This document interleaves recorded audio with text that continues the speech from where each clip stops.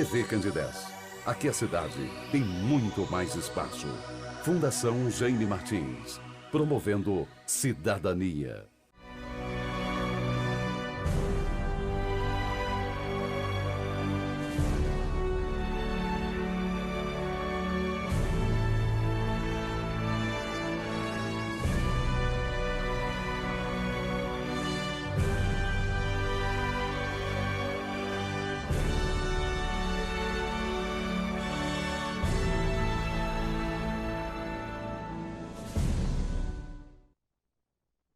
Olá, caro amigo telespectador que agora acompanha a TV Candidez. Estamos iniciando mais um programa Espírita Nova Era. Programa esse que é uma realização da AME, Aliança Municipal Espírita de Divinópolis. E como já é de conhecimento de todos aqueles que nos acompanham, o nosso programa objetiva a divulgação da doutrina espírita, a propagação dos seus princípios doutrinários, através de um diálogo interativo em que poderemos levar até você, que nos acompanha, os esclarecimentos pertinentes àquilo que o Espiritismo tem a nos dizer. E no programa de hoje é com muita alegria que nós comemoramos, vamos dizer assim, uma data muito significativa para o nosso movimento espírita e para a doutrina espírita. E eu me arriscaria a dizer até mesmo para a humanidade. Porque no dia 18 de abril do ano de 1857 foi publicada a primeira edição de O Livro dos Espíritos. E na data de hoje, 2017, 18 de abril, essa obra completa 160 anos. E para estar falando dessa comemoração, desse dia festivo para a humanidade, nós estamos recebendo o nosso companheiro Vicente Cardoso. Seja bem-vindo, Vicente. Obrigado, Luiz. Ele que é um estudioso da doutrina espírita, pesquisador, autodidata, grande colaborador dos trabalhos voltado à formação de trabalhadores, ao esclarecimento dos adeptos novos da doutrina espírita e também daqueles mais experientes. Seja bem-vindo, Vicente. Obrigado, Luiz. Com muita alegria que nós te recebemos nesse programa novamente. E a gente vai já partir para a primeira pergunta, que ela é muito introdutória nesse assunto. Porque quando Allan Kardec iniciou a sua trajetória, a sua missão, a missão que ele fora incumbido pela espiritualidade maior, qual foi o seu papel no que se refere às obras? Ives, o papel do Sr. Allan Kardec ele foi de fundamental importância, porque a doutrina espírita é a doutrina vinda dos espíritos, ela não é do próprio Allan Kardec. O Kardec teve toda a sua caminhada, a sua jornada, mediante a elaboração de um processo de metodologia, de estudo, tomando das comunicações esparsas, que veio através de um variado número de médios, em lugares diferentes na França, até mesmo em outros países, em tomar essas comunicações e as organizarem de tal forma que nós pudéssemos entendê-la como princípio, meio e fim de um processo chamado doutrina espírita, que é um conjunto de princípios científicos, filosóficos e religiosos. Quer dizer, é um conjunto de ensinamentos que tinham um aspecto diferenciado um do outro, mas formando-se um triângulo de forças espirituais, chamado doutrina espírita.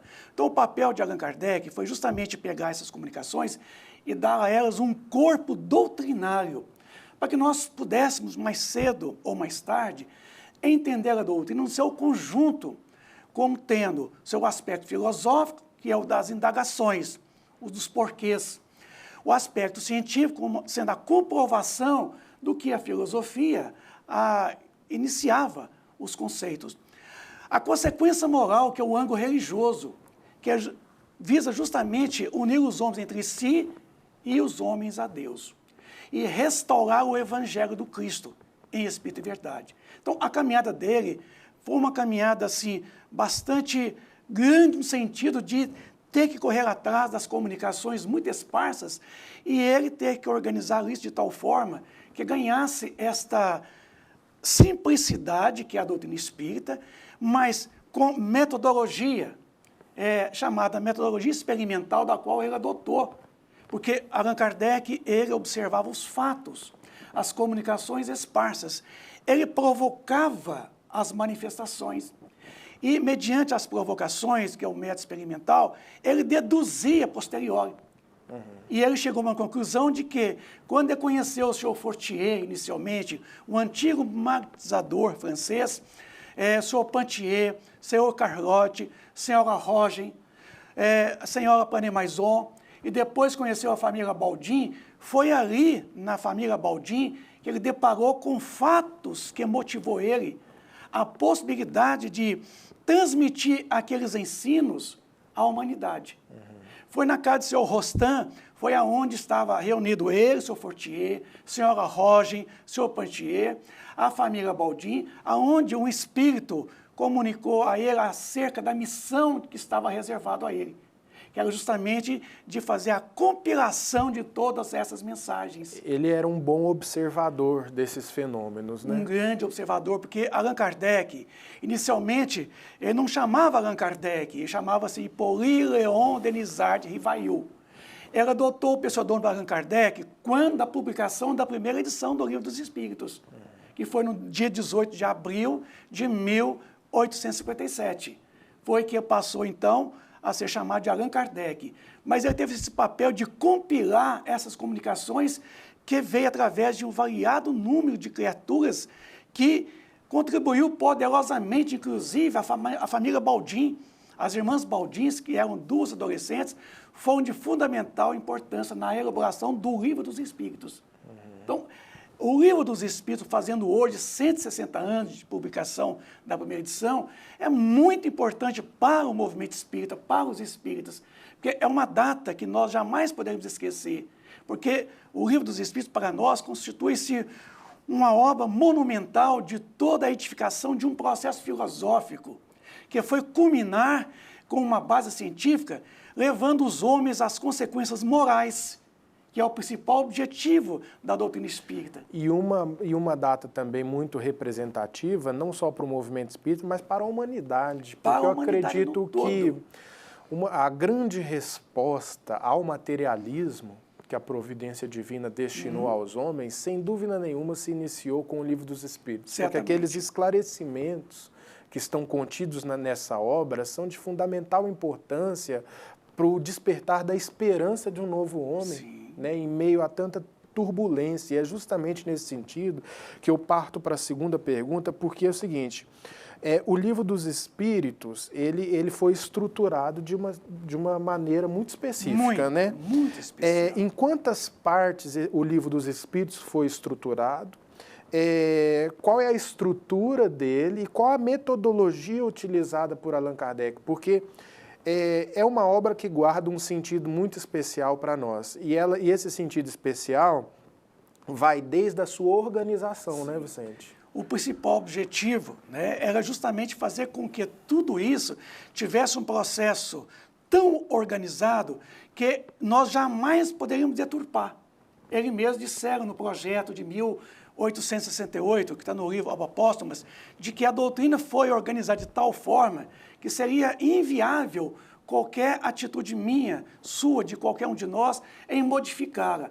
Então, ele usou um método experimental de Auguste Comte, que é justamente o processo pelo qual você observa atenciosamente, você leva aquilo ao nível de experimentação, quer dizer, de provocação, e depois você tira as deduções. E ele tirou as deduções e viu que as deduções eram de consequências morais. Com isso, o Livro dos Espíritos, inicialmente, ele estava formado de 3 livros principais, 3 partes somente.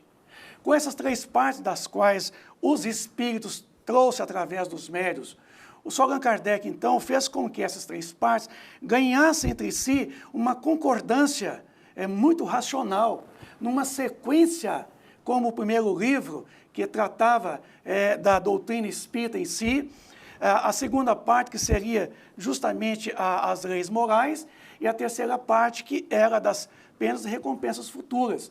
Então, a primeira edição, publicada no dia 18 de abril de 1857, continha somente 3 partes iniciais. O que foi culminar 3 anos mais tarde, no dia 16 de março de 1860, a segunda edição de O Livro dos Espíritos, que já veio com 4 partes. Inserida uma parte que é chamada O Mundo Espírita, ou O Mundo dos Espíritos, que a primeira edição, Ives, do Livro dos Espíritos, continha somente 501 perguntas. Já na segunda edição do Livro dos Espíritos, ele já veio com 1.018 questões. Então, vejamos nós que essa segunda parte, contida na segunda edição, que não estava na primeira edição, era composta de 517 perguntas. Maior do que as 3 primeiras partes da primeira edição. Então, foi de tal forma que o Livro dos Espíritos, em 4 partes, hoje, causas primárias, o mundo espírita, ou o mundo dos espíritos, as leis morais, as penas e recompensas futuras, que são aquela parte que diz respeito realmente à parte mais consoladora inserida no Livro dos Espíritos. E essa parte consoladora, ela vem justamente através de uma metodologia utilizada que é de perguntas e respostas. Isso. E essas perguntas e respostas, na verdade, aliás, essas perguntas são as perguntas de todos nós. Todos.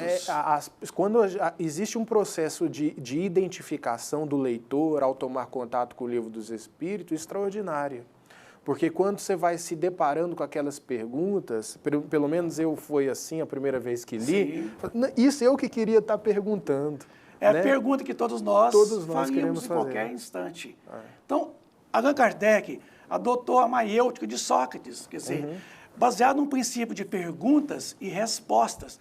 Nós temos todo um ensinamento que traduz um pensamento puramente filosófico, que até então não existia, filosofia espiritualista. Nós tínhamos várias filosofias, desde a materialista de Leucipo e Demócrito e de Epicuro, até culminar no iluminismo, no método de Auguste de Comte, que é justamente essa parte pelo qual ele adotou para poder elaborar todo um processo filosófico. A filosofia espírita, ela vem responder indagações que toda a humanidade faria em qualquer momento.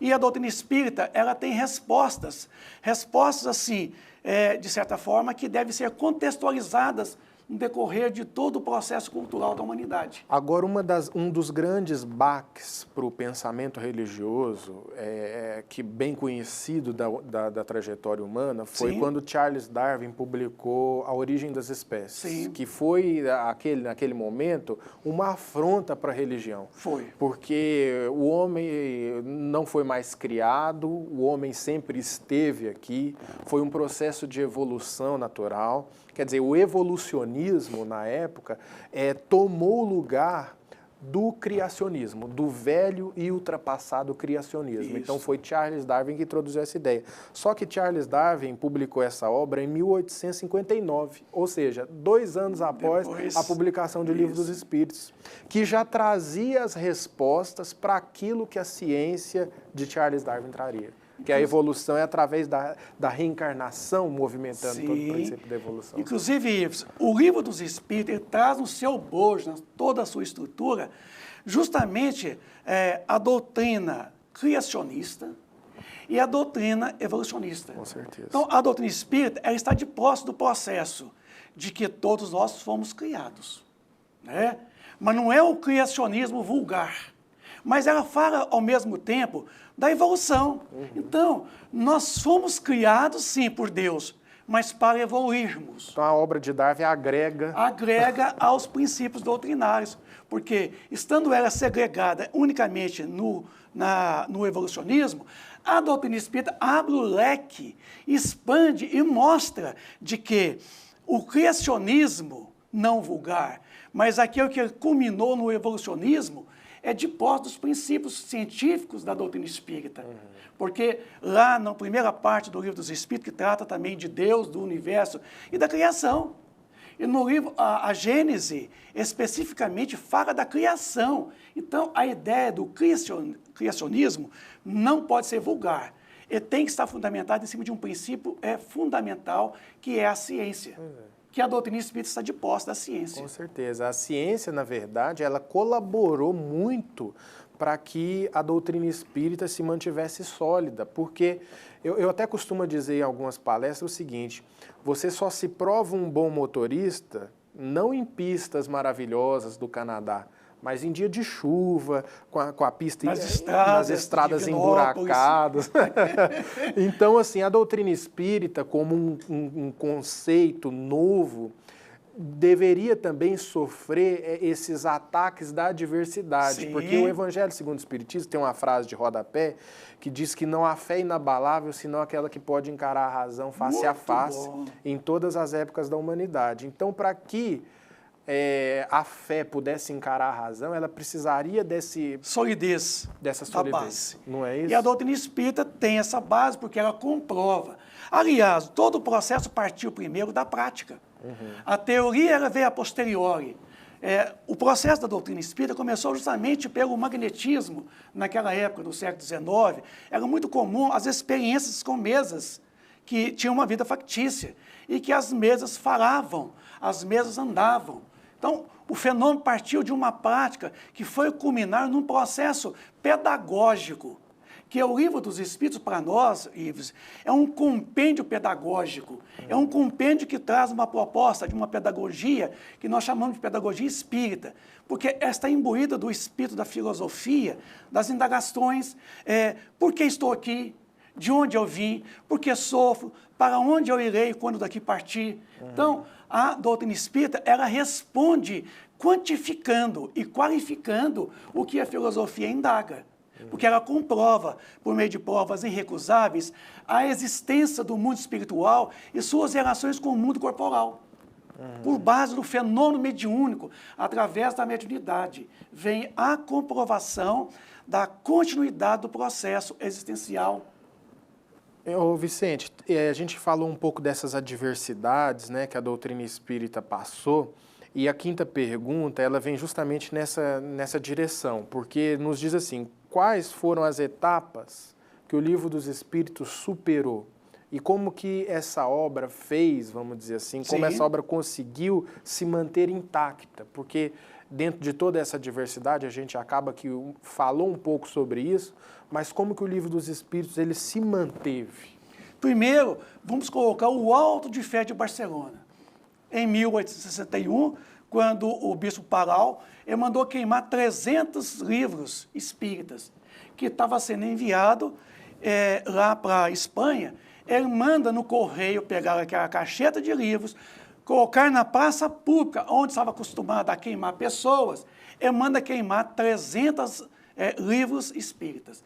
O Livro dos Espíritos, o Livro dos Médiuns, o que é o Espiritismo, algumas outras obras foram queimadas ali. Então, o Livro dos Espíritos, ele superou esse momento dessa cassação de uma doutrina que estava nascendo. Porque podem queimar os livros todos, mas não podem queimar os espíritos. Com isso, veio também o processo dos espíritas, em 1875, quando a esposa, a Amélie Baudet, Lemarri, foram acusados de falsificação, de falsidade ideológica, provocando falsificação nos fenômenos espíritas. Foi um processo em que Lemarri ficou preso por mais de um ano. A esposa dele, do Allan Kardec, a Amélie Baudet, teve que pagar uma multa de 1.000 francos. Então, quer dizer, foram momentos que veio acontecendo. O Livro dos Espíritos superou 2 grandes guerras mundiais. A Primeira Guerra Mundial, em 1914, a Segunda Guerra Mundial, em 1939. Então, vejam vocês que ela foi superando esses grandes acontecimentos monumentais que envolveu a humanidade no todo. Ela conseguiu superar não somente aquele momento em que foi instaurado o chamado o AI-5, né, aqui no Brasil. Houve aquele momento em que Getúlio Vargas, na década de 30, também caçou os espíritas através do antigo Código Penal. E vejamos nós, a queda do Muro de Berlim, né, tivemos algumas guerras, Tivemos também na Eurásia grandes revoluções, grandes guerras da Eurásia. Tivemos um grande movimento, o chamado hippiísmo, e chamado também, que nós vamos encontrar, o nadaísmo e o existencialismo. Porque o existencialismo que falava, Ives, de uma forma em que tudo não tinha um princípio, um meio e um fim, que tudo estava em cima simplesmente do momento. O Livro dos Espíritos rompeu essas barreiras, chegando à era da grande renovação social, que é a nossa regeneração social hoje. Então, ele superou a queda do Muro de Berlim, a queda das Torres Gêmeas nos Estados Unidos. Ele superou tudo isso desses movimentos nacionais e internacionais. Está hoje aqui intacto a obra, o Livro dos Espíritos, completando seus 160 anos